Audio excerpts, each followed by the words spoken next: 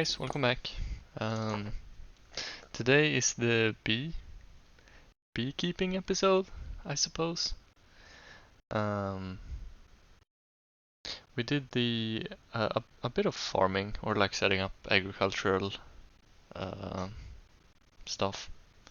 So I did the fruit tree cuttings, put them in the ground, and then I did the cattails.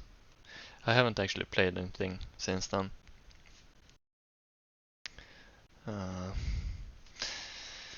But yeah, let's get into it. I'm not sure where the nearest beehive is. I know I did break one when I was like very new.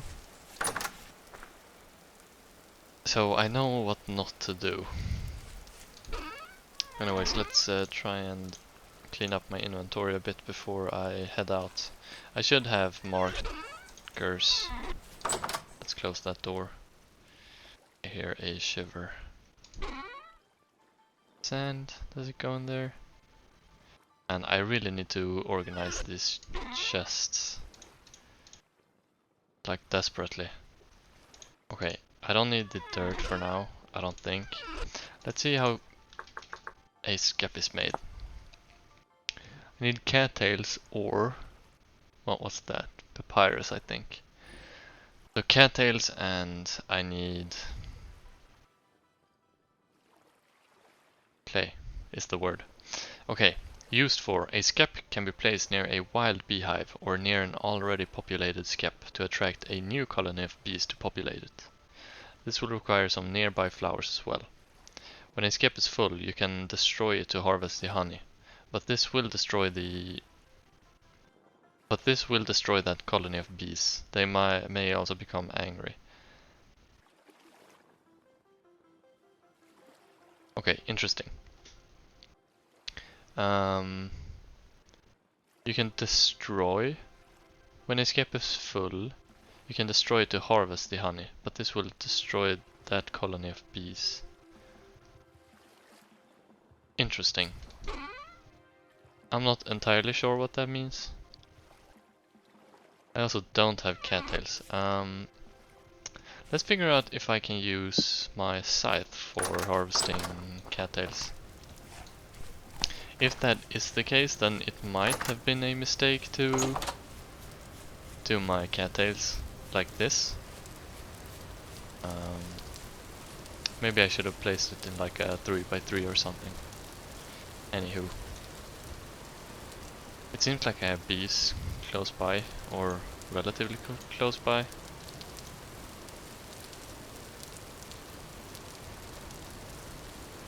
Yeah, I don't see any other bees, so I'm gonna head over here.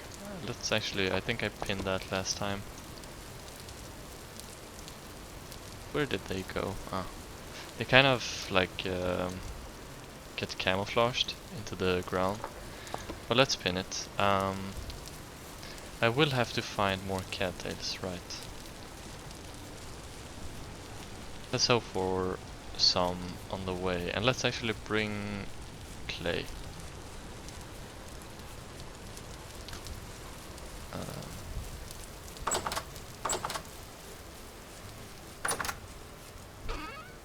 Alright, we can bring red clay. I'm not sure.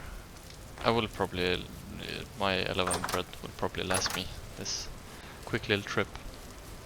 Now, if I gathered this like right, I think once you've placed the skip, they take time to like populate the new skip. So you have to kind of place it and then wait. I'm not sure how, if I need to be near it, or how I need to like load the thing, because I'm assuming there's like chunk loading in this game. Yeah, for optimization's sake. So I'm not entirely sure of what I need to do. Maybe I need to make camp there. Maybe I need to do something. But we'll see when we get there.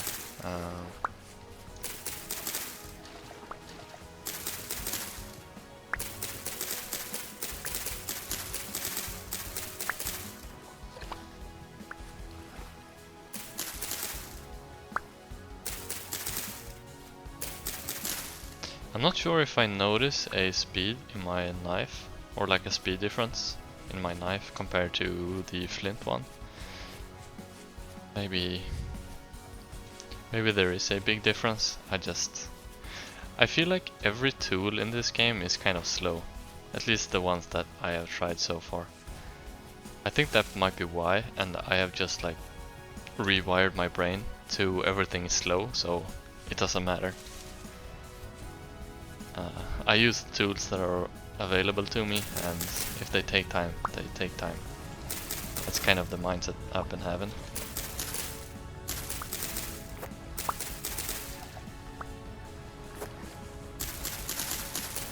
And I think it's a good mindset. You know, one like key part in me enjoying games again, I've talked about this quite early actually, that I kind of got burnt out of games, and mainly that was because I was optimizing everything. So part of me like learning to enjoy games again was just slowing down and rather than being the most efficient you can be, just do stuff that you enjoy.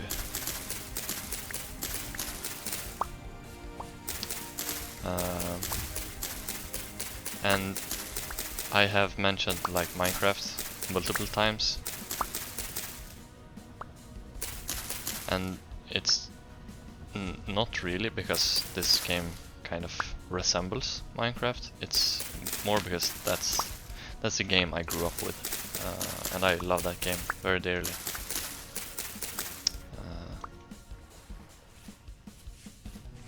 But yeah, I definitely was the kind of person to, you know, if you've been on YouTube and like Minecraft trends, you've probably heard of the 2-week phase. And that was definitely me a while back. But yeah, I definitely do like find joy. So one thing to like solve the problem is to think back. What made you enjoy Minecraft or any game from the beginning? And one big part of it is like the learning curve. Like the learning curves of games are usually like highly enjoyable. Unfortunately, once you've learned it, you kind of can't go back on that learning curve. I mean, you can modify the game, or at least some games. Minecraft is definitely the case for that. You can heavily mod it, but I don't think that's really the same. But besides the learning curve, what else kind of made you fall in love with the game? And I started playing Minecraft in the beta. Hold on, there's supposed to be bees around here.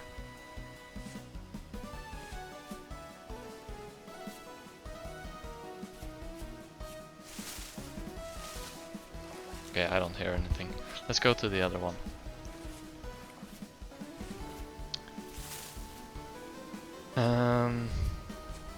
But yeah, I started playing Minecraft in the beta when I was like 5-6 years old, which is a crazy thought to think about. But yeah, I played Minecraft for so long, and I think the beauty that I found in it was just like the simplicity and the like complete freedom to do whatever you wanted to. Is it here? It's making kind of particles coming from here. Ah, wild beehive. This kind of looks like a skep, don't it? Nearby flowers, population size large. Okay, I'm not gonna break it, mainly because I've learned my lesson already. So instead, I think I have enough cattails. 1, 2. Oh, I missed one. Alright. I wonder if I can just place this one there, and I know they like flowers, so let's surround this thing with flowers. Okay, I'm not sure if I feel very safe here, but that's fine. But yeah, beta Minecraft, it was very limited in what you could, or the content available to you. And so you kind of made it, or the game was kind of whatever you made it to be. And I hope I didn't break anything with that. Okay, we're fine.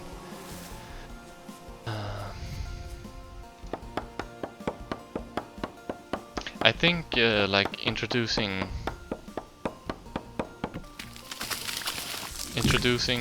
an end, or like a goal of some sorts, definitely took away from that. Now, I'm not saying that all the updates shouldn't have happened. Absolutely not. It probably wouldn't be as popular as it is if it didn't. But yeah, it definitely took away from that kind of free spirit.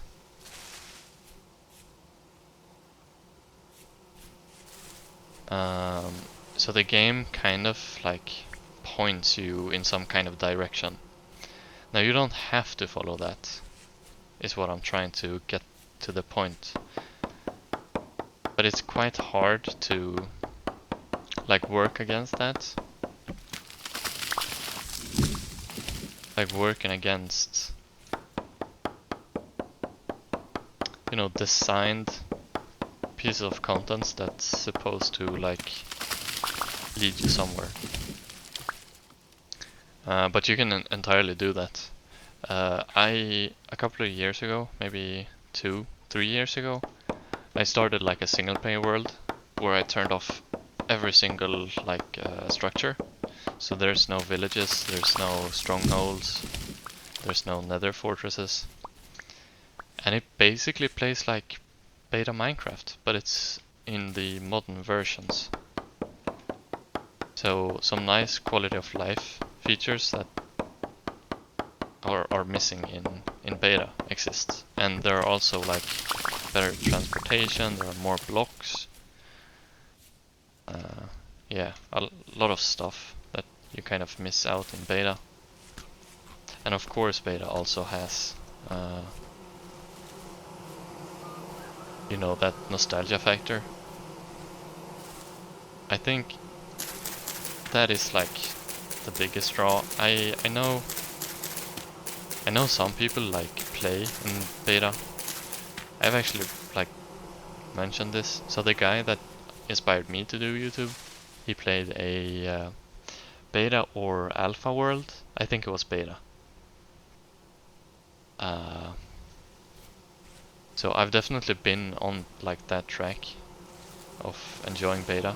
I think it's simply because of the well, this simpleness of it all. You kind of like, the gameplay is what you make it out to be, the content is what you make it out to be. And the point is you can do that in whatever you do. And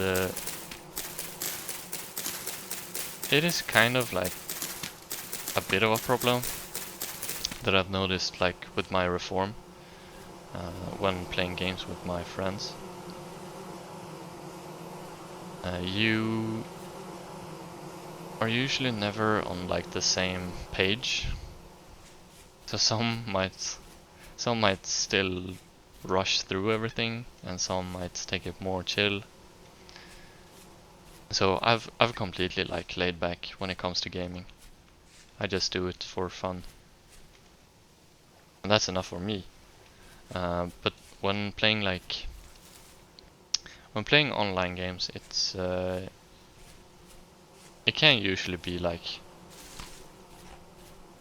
I don't know, feel like a bit of a burden. Because I don't really want to take the time to like grind out skills. Like if we're playing some kind of FPS, I can't be bothered sitting and practicing my aim for hours on end. I just don't find any enjoyment in that, so but then you also have the aspect of like, okay, I'm dragging the team down, that might make us lose, and that might like drag everyone's like enjoyment out of the experience. So there's definitely like, I guess, positives and negatives.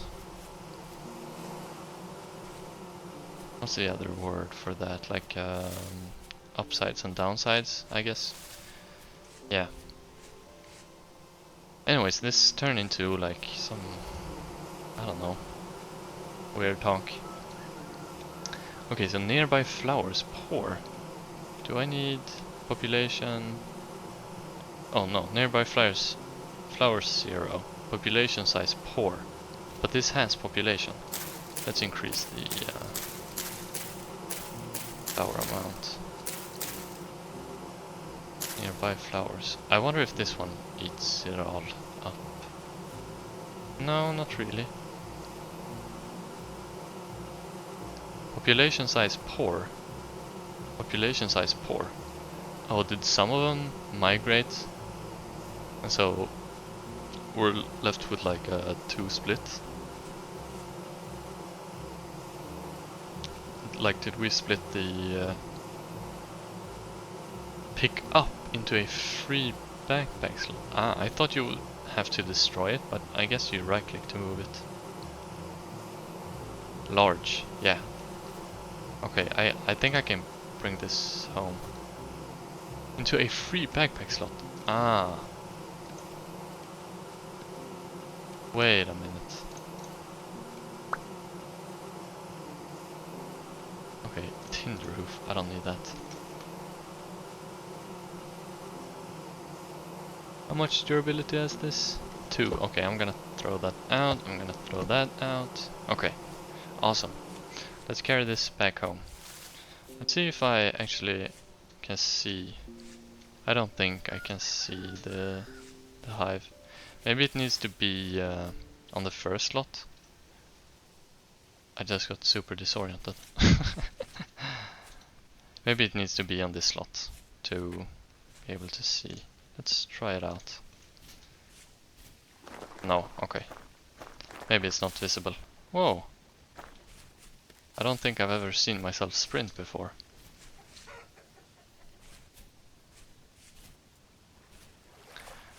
I guess it does bring me to a point that I do feel like I've like had, I don't know, some complaints. I'm not sure if complaints is the correct word, but something that I dislike a bit about Vintage Story.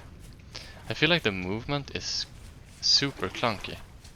Like, I've gotten used to it a bit, but the jumping, like, I don't know, it feels like, I don't know, I can't really describe it other than it just feels a bit clunky. But that's fine. I guess the like the biggest danger is when you're escaping from like wolves or something.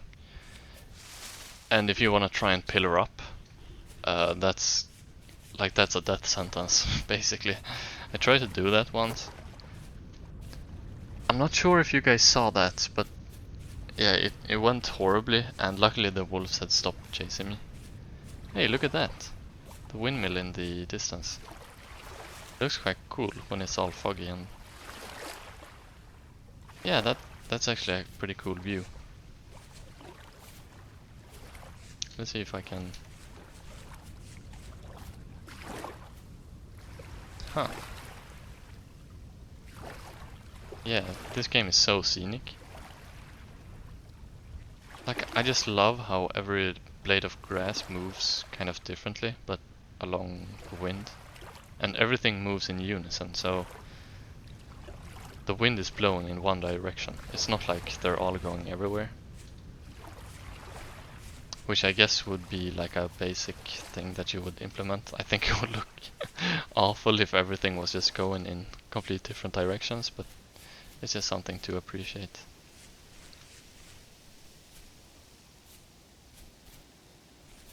Anyways, I'm in a good mood today. You know, good weather has struck us. Like we've just had it like cloudy and kind of temperate, but now this weekend it's been very warm, so I'm grateful for that. I've also like been scrolling YouTube as normal, but I have had a lot of like music related content. So yeah, I don't know. Music just makes me just gets me in a good mood, I guess. Okay, but I am kind of curious now to see if so how do you access this? It's control 1. Actually, I kind of want to not put it directly on the ground. Let's put it on like a stick or something. You know, regular beehives or like farming, that's a ladder. Like beehives in real life, they're usually like discs stacked on top of each other, which is quite cool. Okay, let's see. Let's see if these wait, population size poor. Okay, let's hope they grow. Maybe these actually have to grow for them to recognize as flowers. Unfortunately, I did use up every single flower that I chopped down.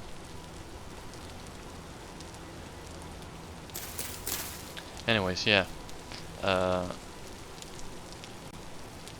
Music, I've really been getting into it a lot. I purchased a guitar a couple of days ago, so I've been just practicing away. Now, it's incredibly hard, but it's also fun, and I definitely wanna like push through and get a lot better at it. So, yeah. Let's see. I'm gonna go and grab a couple of flowers and then see if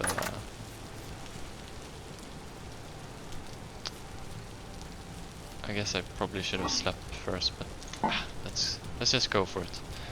I'm gonna go into the forest and I am going to just grab a couple of flowers and then bring them over there. Was that a bowthorn? Or have I gone insane? Maybe insanity is the correct thing. I wonder if you can use these cinnamon ferns. That would actually give them a purpose for me.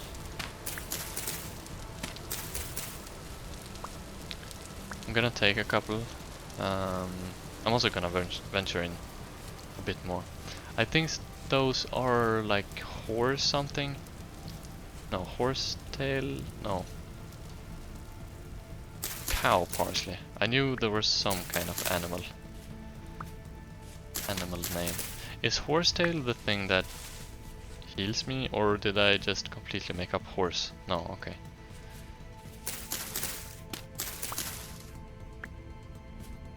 You know, plants is one thing that I've never really gotten into and gotten good at like names and stuff. But I love learning. I will probably in the future like go down some kind of rabbit hole of like plants and stuff. You know, recently I read an article.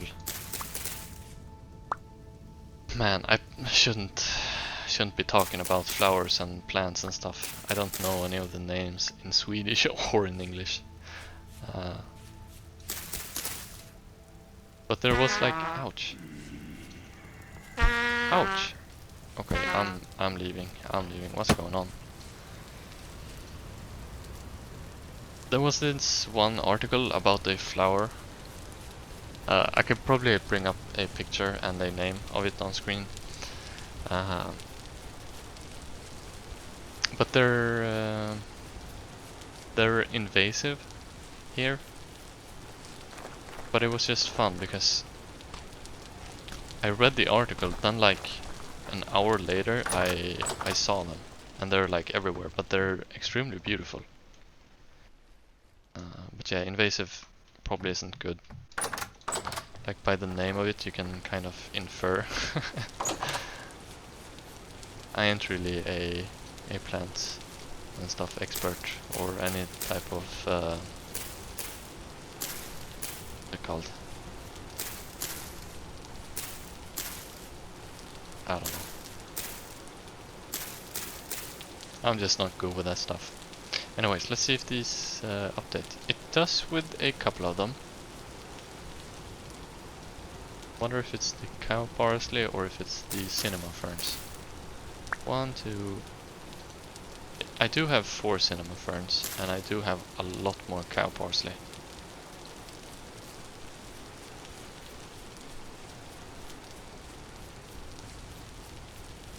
Let's go and grab more cinema ferns.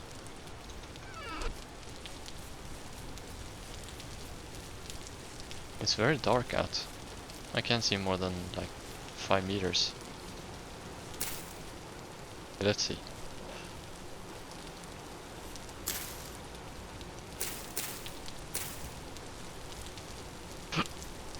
Still just 4. I'm not sure. You guys will have to enlighten me. I wonder also, can I like can I place more skeps around here and it will continue to grow as a population? Or will I have to go out and grab new populations from the wild? I would love to know. Anyways, I